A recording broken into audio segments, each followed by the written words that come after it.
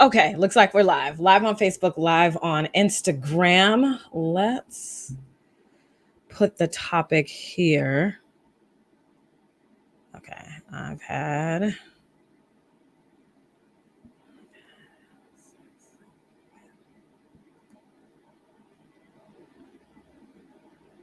Let's see. Can you hear me on Facebook?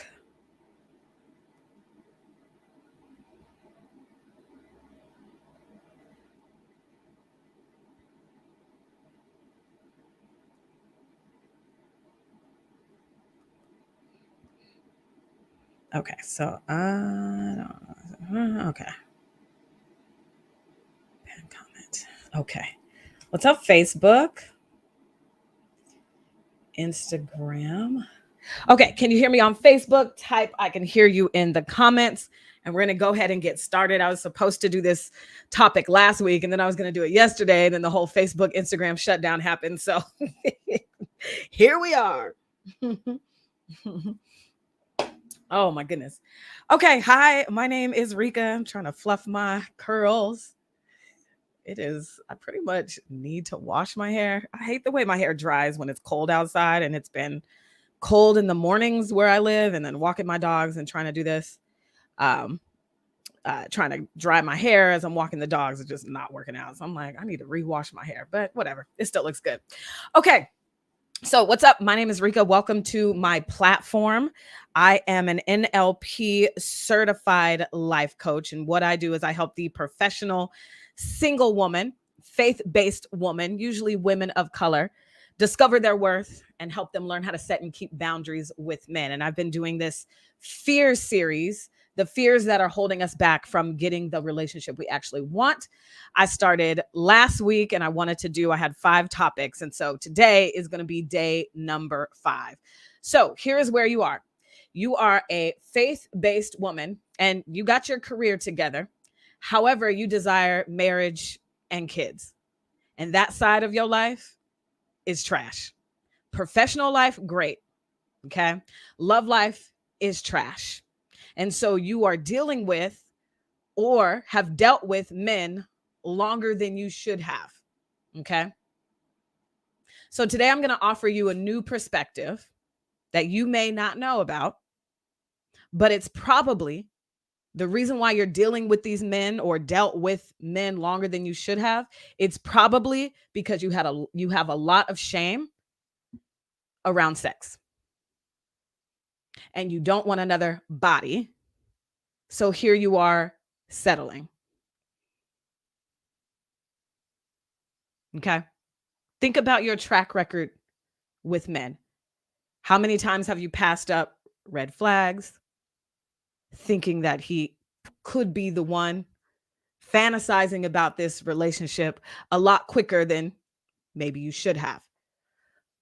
What do your behaviors with men show you about you? Okay.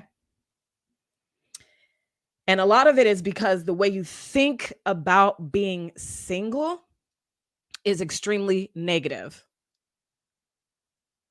The way you see you as a single woman is extremely negative.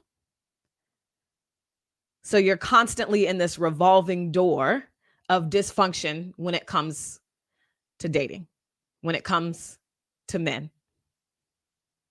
Who gave you education? I don't know why I can't talk today. Education. Who gave you education on faith based, like relational intelligence? Nobody. I guarantee you can say nobody. You could type it in the chat. Nobody. Who had the conversation with you about what makes a healthy relationship versus unhealthy? Nobody. So, in this next 15 minutes, I'm going to try to walk you through shifting your mindset and giving you some faith based relational information. Because I don't want you in this revolving door of dysfunction with men. I promise you, after I got out of my emotionally abusive relationship in 2017, I heard God say that I would use your story. And I didn't know what that meant back then. And wasn't going to tell anybody. I didn't tell anybody for like 3 months after that relationship. But as I began to share my story, I kept building on top of it. And I believe that in this season in my life, I am here to be a light for single women, especially faith-based women of color. 90% of my clients are women of color, whether that be Black women, Latinx women, Latino, Hispanic, whatever you like to be called. And I believe the reason that is because they resonate with the faith part. We grow up in church and we get all these messages about who we're supposed to be as good Christian women, but it's never broken down for us. Okay. And so then our thought process of being single is extremely negative, especially once we hit 35 and 38 and we're single. Now, all of a sudden, we feel bad because we didn't get the goal in life. So then we're in this relationship and we have a lot of shame around sex. And so you're sticking with this guy because, well, I don't want another body. I don't want another partner. I already feel shame about the 2 or 3 or whatever I had before him. So I'm going to try to make it work with him because I don't want another body. So you settle. And the reason why you have sex with him is a couple of things, and I'll name a few, but one of them is because you believe that's the cost of dating. That's the price. That's the way you have to date. Your body is firing on all cylinders and he's hella fine. So a week in, 2 weeks in, a month in, you're already having sex, passing up red flags, but listening to your body, listening to your vagina, listening to those butterflies. And you jump in the bed quickly. Again, bypassing those red flags, shading it with potential, caught up in the fantasy of he could be the one, this could be amazing. And now we get 3 months down the line, 6 months down the line, and you're like, oh crap, this is not really the relationship I want. It's not fruitful, flourishing, or fulfilling, but I've already had sex with him. So now I got to figure out how to make this work. How can I turn these red flags into green flags? How can I change him? How can I make him love me the way I need to be loved? And sometimes you don't even want to admit that you actually like sex. You want to have sex. Sex is a beautiful thing. Sex was made by God. But the way you're doing it is causing you so much shame. So much shame.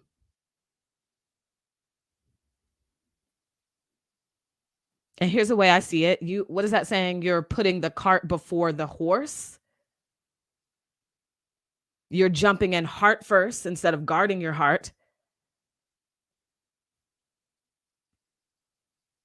And so what you have to do is change your mindset on the way you view single.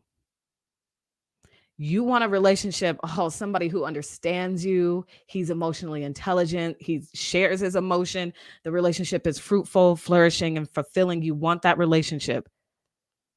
And the reason why you don't have it is because you're not good at setting and keeping boundaries.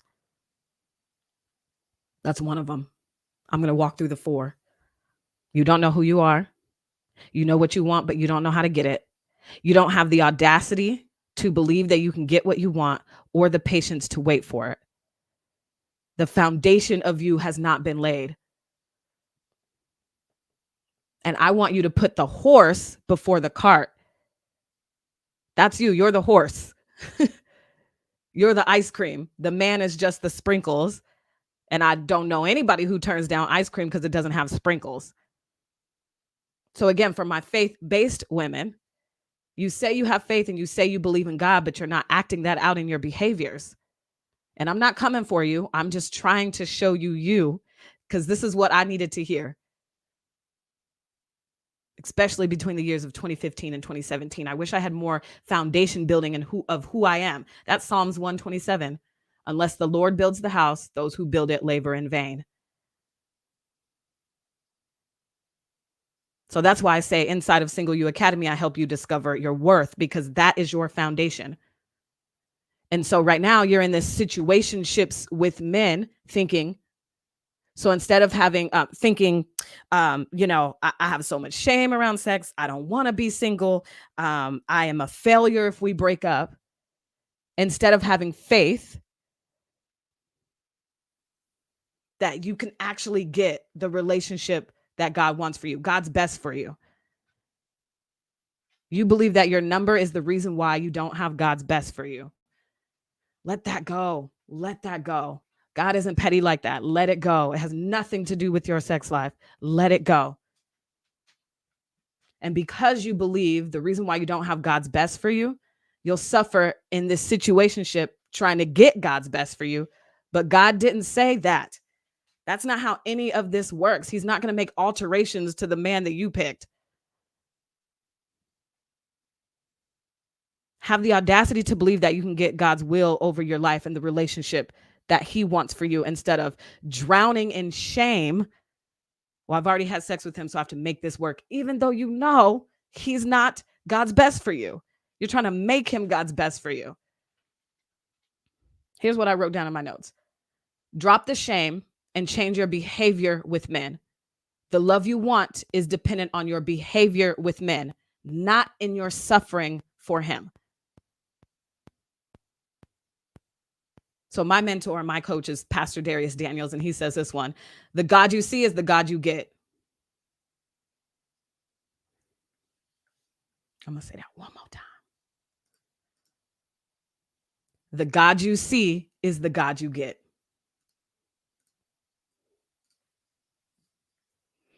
So you are over here thinking this man right here is the best God has for you.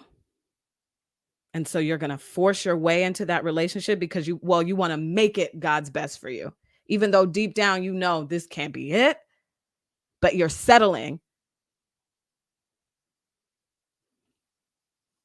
And there's a few reasons why you do that. And today we're talking about because you don't want another sexual partner.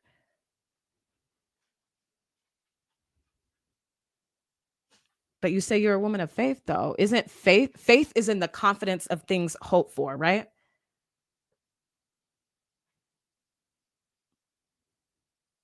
And without faith, you can't actually please God. Hebrews 11 and 6. So I hope I'm making you think here. Do you see how you stopped seeking like who you were just to be in a relationship? You stopped seeking who you were, AKA what God's best is for you. And you settled for that man in that situation that you're in now. You gave up because like God was taking too long and it's hard to be single. But what if I told you God was waiting on you to actually, number one, work on yourself, and number two, seek out the kind of man he actually wants for you, to get like those characteristics down of a good relationship? Not just like finding a man, oh, he's fine, he likes me, I like him, we can make it work. How well is that working out for you? So are you limiting yourself because you are, first of all, wrapped up in so much shame around sex and wrapped up in so much fear about being single and quote unquote dying alone?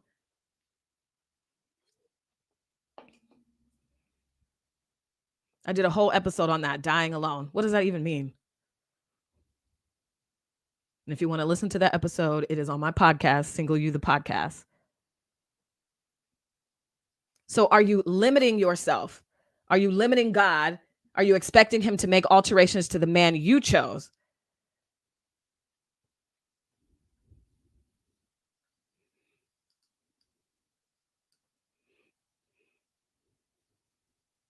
Listen, there is a difference between healthy hard and hard that is just dysfunctional. And I don't know anywhere in the Bible or any God that wants you to suffer for a man just to be in a relationship. But you will never know the difference between healthy hard versus dysfunctional unless you go inward first. You will never know the difference. You got to find the God in you. You have to figure out who you are deeper than your favorite color is blue. Instead of looking for God and the way to do relationships on social media, instead of looking for the way to do relationships in men, instead of looking for the way to do relationships in society, your family, your friends, your older aunties. Because the relationship that you want, you can get it. You just got to learn how to set boundaries, and you have to change your mindset on the way you view singleness. Because right now, the way you view singleness is trash. You are your behaviors, and that is why your relationships are trash. Because of the way you view yourself as a single woman at 38, at 42. Come back into yourself and look at the facts of who you are, who he is, what you want. And I always say there's 4 things you have to do. There's 4 things that I walk my clients through in Single You Academy. It's knowing who you are deeper than your favorite color is blue. Sure, you know what you want, but you don't know how to get it. So you got to figure out how to get it. Here's a hint. It's in your boundaries. Number 3, you have to have the audacity to believe that you can get it and stop being swayed by social media, by your urges. You have to become obedient to yourself, obedient to what you actually want. And then you have to have the patience to wait for it. Because look where not having patience has gotten you. Settling, frustrated. Sure, you're loyal. Oh, you're a good woman. Not to you, though. Until you're in a relationship, a situationship that has not been fruitful, flourishing, or fulfilling. And that is your track record with men. So you have got to change the way you think about being single, which then will change your behaviors.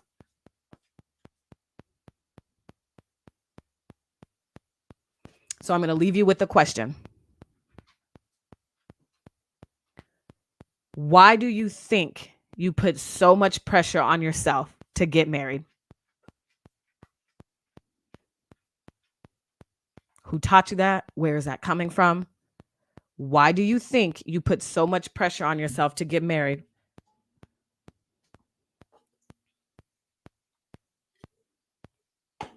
And with that, I am out. Okay. All right. As always, if you have any questions for me, please shoot me a DM. It's not going to be weird. You can be like, hey, Reka, I have a question about something, or I love it when you said this. There's 2 things that I love to hear. Whatever resonated with you, I want to hear from you what stood out to you that I said that resonated with you and your own experience.